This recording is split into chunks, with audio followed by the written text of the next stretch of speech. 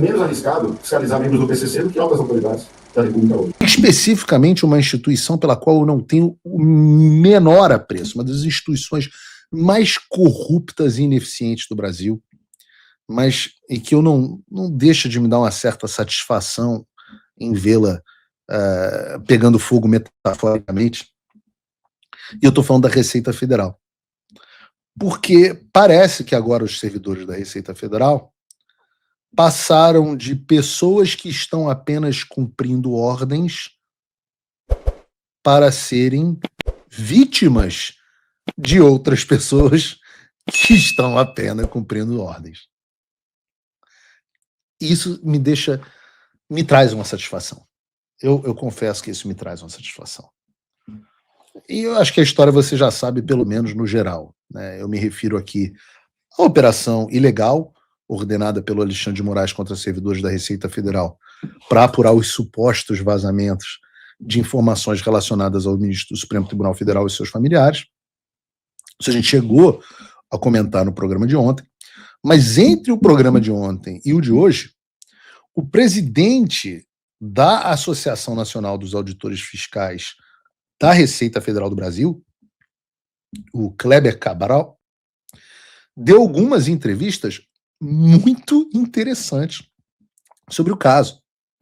A uma delas, especificamente, uma que aconteceu no Estúdio I da Globo News, eu quero reagir assistindo com vocês. É um trecho um pouco mais longo, mas acreditem, vale a pena. Vamos assistir. Como começou essa investigação? Foi peticionado a Receita pelo Alexandre de Moraes, mas com base em que vazamento? O que foi publicado, ou noticiado, que houve a quebra, que originou esse pedido, essa devassa? Olha, então, o que a gente sabe são, basicamente, o contrato de 129 milhões, que foi trazido ali pela Manu Gaspar, e a informação do Lauro Jardim da avaliação patrimonial da esposa. Agora, quando isso é colocado como um ataque à instituição, então coloca todos os ministros, aí coloca o PGR, aí coloca os parentes até não sei qual grau, entendeu? Tanto que essa pessoa, quer dizer, uma enteada, quer dizer, filha da ex-mulher, que estava na lista, tanto que apareceu. E aí, é o que eu digo, a nossa visão, a nossa leitura. É uma forma de... Vai ter algum falso positivo, entendeu? Essas pessoas aí que são funcionários do certo, se tiver alguém fazendo como estão levantando, que ele estava imprimindo declarações dos ministros e vendendo, é um vexame enorme para a administração da Receita. Eu quero crer que isso não vá se confirmar. Né? Porque veja, alguém que está lá no CAC Laranjeiras, no Rio de Janeiro, está imprimindo declaração de imposto dos ministros espalhados pelo país. Isso aí era para chamar a atenção muitíssima. Vai dar o sistema alerta para ele, para todo mundo. Eu acho muito improvável que isso se confirme. Mas vamos ver. Eu posso dizer pelo auditor fiscal que isso em absoluto aconteceu. Quando apareceu essa confusão, que ele fez e ele reconhece, entendeu? Mas nós precisamos ter um pouco de proporcionalidade. Mas ele sabia que ao confessar isso, a corregedoria vai abrir um PAD, ele vai lá ser ouvido e ele vai ser penalizado, conforme diz o manual, e vai levar uma advertência. É isso que ele esperava. Ele não recebeu a Polícia Federal às 6 horas da manhã, fazendo mandado de busca na sua casa e botando uma tornozeleira. A privação de liberdade é algo que precisaria ser motivado. Então, enfim, já cansamos de falar das das fake news, da falta de respeito ao devido processo legal, e a gente está muitíssimo preocupado que isso tenha acontecido novamente. Há uma mensagem que eu preciso registrar, subliminar, que isso afeta muitos auditores. É o seguinte... Já vou chegar na mensagem subliminar. Em primeiro lugar, tem que pensar que é absolutamente impossível que um contrato com o Banco Master tenha sido divulgado pela Receita Federal.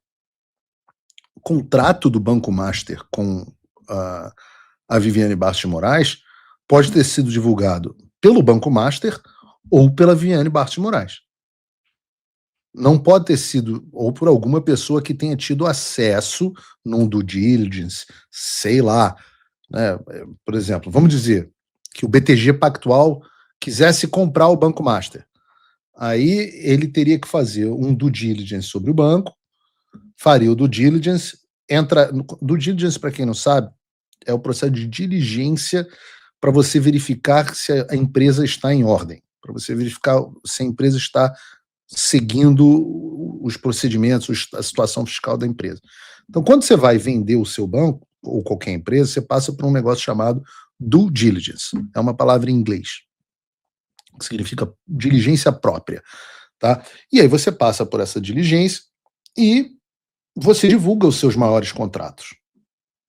Normalmente isso é protegido por acordo de confidencialidade.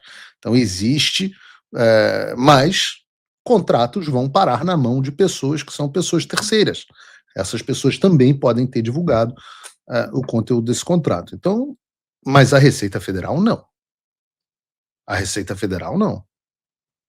A Receita não pode ter divulgado o contrato do Alexandre com a Viviane, porque quando você faz o contrato, mesmo que seja um contrato dessa magnitude, você não manda cópia do contrato para a Receita. E o que a Malu Gaspar teve acesso foi a cópia do contrato. Então, neste ponto, é uma sacanagem com os caras da Receita. A questão da evolução patrimonial é um pouco diferente. Mas vamos ouvir o que ele diz, qual é a mensagem subliminar enviada aos funcionários da Receita Federal, que foi exatamente o que eu tuitei no dia que isso aconteceu. Esse tipo de medida, ela busca humilhar, ela busca constranger e busca amedrontar. E o pior é que dá certo.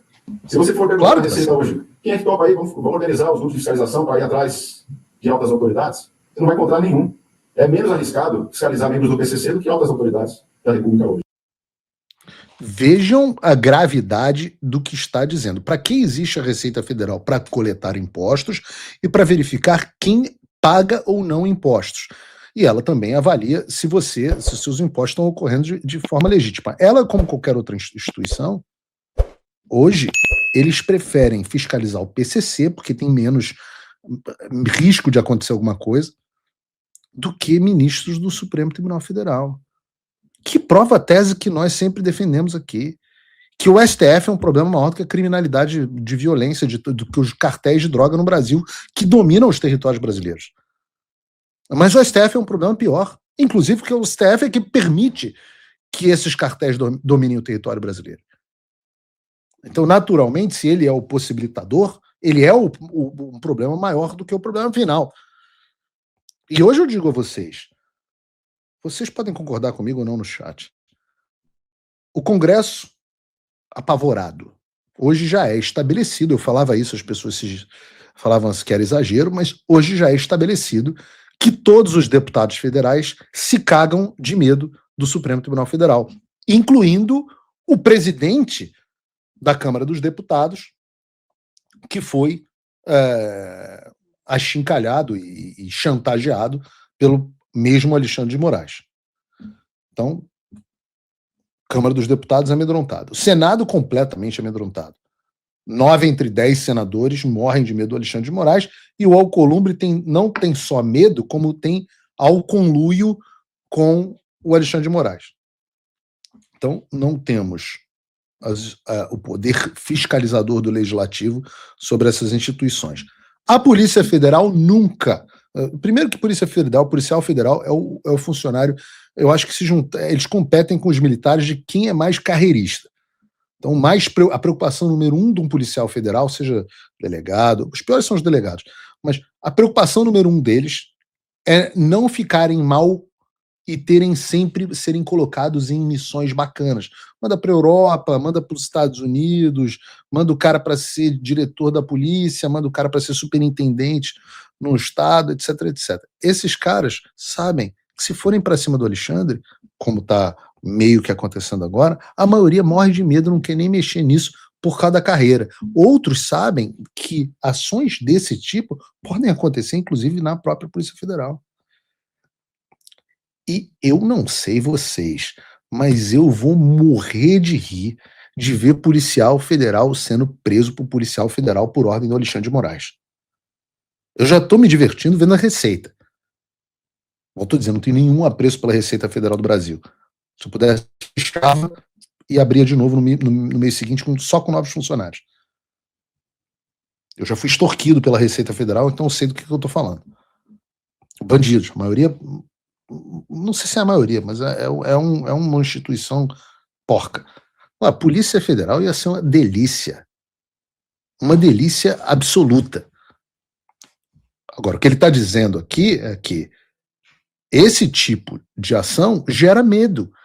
E foi exatamente o que eu disse quando aconteceu. Ora, esta é uma ação do Alexandre que, como nós vimos no programa ontem, está com o sangue nos olhos, que vai perseguir, sim, jornalistas, que vai perseguir, sim, funcionários públicos, que vai perseguir, sim, pessoas do governo. Não tenham dúvida disso. E por quê? E se não acontecer nada com o Alexandre agora, ele vai sair mais forte e vai consolidar ainda mais o seu poder. Vamos seguir. Então isso é um efeito concreto, muito negativo para a nossa instituição. Presidente, Presidente Valdo Cruz, aqui de Brasília. Prazer em falar com o senhor. Esclarecimentos importantes aqui para a gente entender o que está acontecendo. Eu ouvi ontem, dentro do Supremo Tribunal Federal, uma queixa em relação ao motivo da abertura dessa investigação. E, a depender do que o senhor está falando, o contrato, eu até ouvi a mesma coisa desses ministros, o contrato não está na Receita Federal, o contrato que foi divulgado pela Manu Gaspar. Isso não existe em registros da Receita, né? Não é isso, certo? Isso, perfeito. Agora, a atualização, ou seja, a evolução patrimonial da Viviane, a mulher do Alexandre, aí esse dado consta, né, dos dados da Receita, né? Aí eu pergunto o seguinte, neste caso, alguém que acessou o computador, ele tem que estar registrado que ele acessou também a evolução patrimonial, ou já acessando o CPF da mulher do ministro, já é acesso para tudo quanto é de documento contido ali dentro? É assim, Valdo, os acessos à Receita eles são super controlados, restritos, tem camadas de permissão. Então, o cargo de auditor pode uma série de sistemas, o cargo de analista pode menos, o cargo de técnico menos, o salário do CEP, atendimento, enfim. Então, há todo um regulamento para isso. E também da onde você trabalha, quer dizer, se eu trabalho na área do Orento, tem um tipo de sistema, se eu trabalho na fiscalização, na consulta, enfim. Os sistemas são todos bem manualizados e controlados. A gente que trabalha é até chato para chuchu, para você lidar com esses sistemas e acesso. É muito restritivo, né? Por isso que eu estranho que alguém lá no atendimento do Laranjeiras tenha feito essa devassa aí nos ministros. Mas, assim, os logs de registro de acesso ao sistema da Receita, eles conseguem responder tudo. Se eu apenas entrei no CPF de determinada pessoa, se eu entrei lá, apareceu só a frente dela, se eu entrei na declaração de imposto de renda, se eu imprimi, que tela que eu olhei, se eu fui ver os dependentes, que médico que ele usa, a escola dos filhos, enfim, dá para saber com detalhe tudo que a pessoa fez. Por isso que, assim, me preocupa que a Receita tenha, em tão pouco tempo, ao invés de apurar isso, que a Receita, na nota que ela soltou, ela falou preliminarmente. Ou seja, preliminarmente é sem conclusão. E preliminarmente, sem conclusão, o auditor fiscal está com uma tornozeleira eletrônica na perna, né? Então, assim, me preocupa que a Receita tenha entregue essas cabeças aí ao PGR e ao STF, sem primeiro fazer todas essas apurações, para saber se tem algum. Afinal, alguém olhou o CPF da Viviane Barsi? Se olhou, quem é? Isso dá para ver claramente. Agora, a pessoa pode ter acessado o CPF de um parente de terceiro grau, sei lá quem, que não está na história. E essa pessoa pode ser os 4. A gente não tem informação. E esse é o problema. Assim como aconteceu em 2019, a tendência é escorrer sigilo. E ninguém vai ficar sabendo, nem a imprensa.